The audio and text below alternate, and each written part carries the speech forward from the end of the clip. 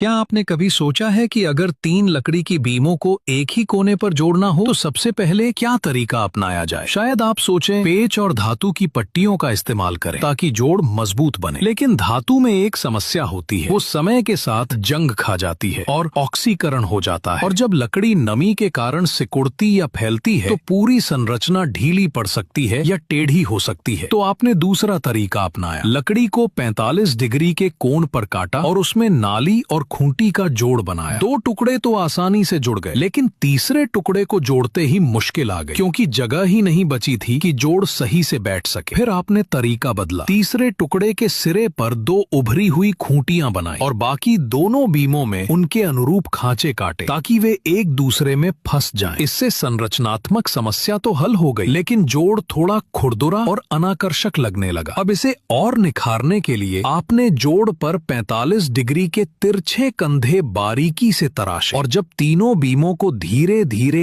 एक साथ जोड़ा तो वे तिरछे किनारे बिल्कुल सटीक बैठ गए। खूंटियां और नालियां कसकर आपस में जकड़ गईं और बन गया एक बेहद मजबूत त्रिकोणीय जोड़। इस जोड़ की आपस में मिलती धारियां कुछ वैसी ही लगती हैं जैसे चावल के पकौड़े यानी झोंग के मोड़। इसीलिए इस अद्भुत जोड़ को कहा जाता है झोंग कोना जोड़, जो प्राचीन काष्ठकारी की एक सच्ची उत्कृष्ट कृति है। हमें एक पीसी की जरूरत है और इसमें थोड़ी सी आपकी मदद चाहिए। 5, 10, 50, 100 आपसे जो हो सके हमारी मदद के लिए सहयोग कर सकते हैं।